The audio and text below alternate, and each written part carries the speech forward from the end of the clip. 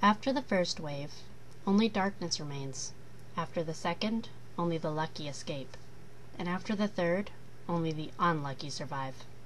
After the fourth wave, just one rule applies: trust no one. Now it's the dawn of the fifth wave, and on a lonely stretch of highway, Cassie runs from them, the beings who only look human, who roam the countryside killing anyone they see, who have scattered Earth's last survivors. To stay alone is to stay alive. The book I decided to focus on is The Fifth Wave by Rick Yancey. This novel details the story of a 16-year-old girl who has her entire world run astray when an alien ship is discovered hovering above the Earth.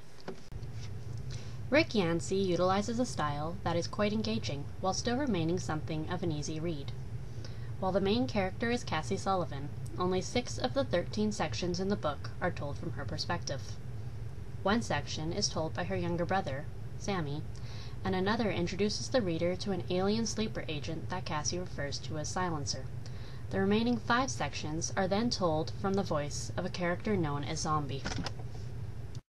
I feel that this novel would be a great tool in order to fulfill the ELA A10 outcome, Comprehend and Respond A10.1, which discusses foundational stories, destiny, and challenges of life and human existence. The fifth wave discusses identity most strongly through the character of Cassie as she becomes torn between the image of the scared little girl and the fierce individual that will do anything to save her brother. This identity binary is most evident halfway through the novel when Silencer describes who she is.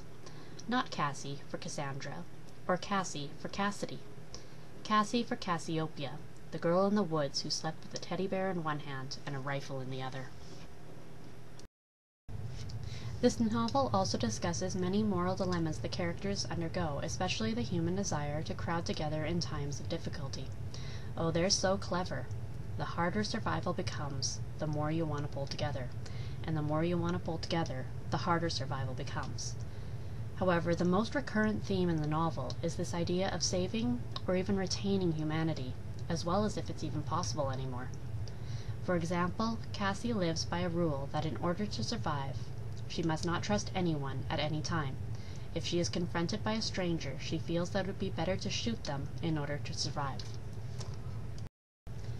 This novel discusses many difficult philosophies about human existence and the various challenges of life, emphasized by placing the characters in an impossible situation.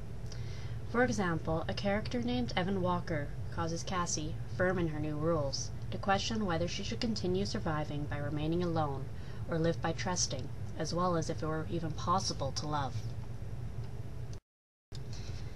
I feel that The Fifth Wave would be a very engaging novel for even the most reluctant readers, as it includes many different themes in a teenager's life as they grow up. The formation of independence, the growth of a personal identity, love, trust, family, and even different ways to cope through difficult situations. It also engages by creating a fantastical setting where the reader becomes invested in these different characters and the situations they are placed within.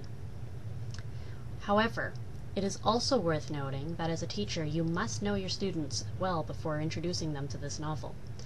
As a dystopia, there are many scenes that are particularly intense and morally questionable. In the very beginning, for example, Cassie shoots a soldier that was reaching into his pocket, only to find out that he had pulled out a crucifix, leaving her haunted by what she did.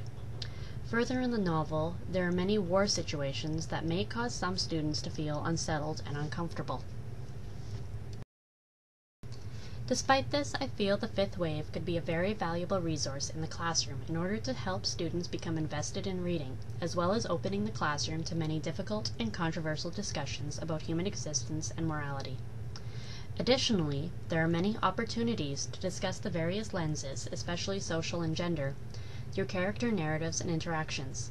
Plus, it's always great when you can introduce young readers to a science fiction novel that is not labeled as geeky. Thank you.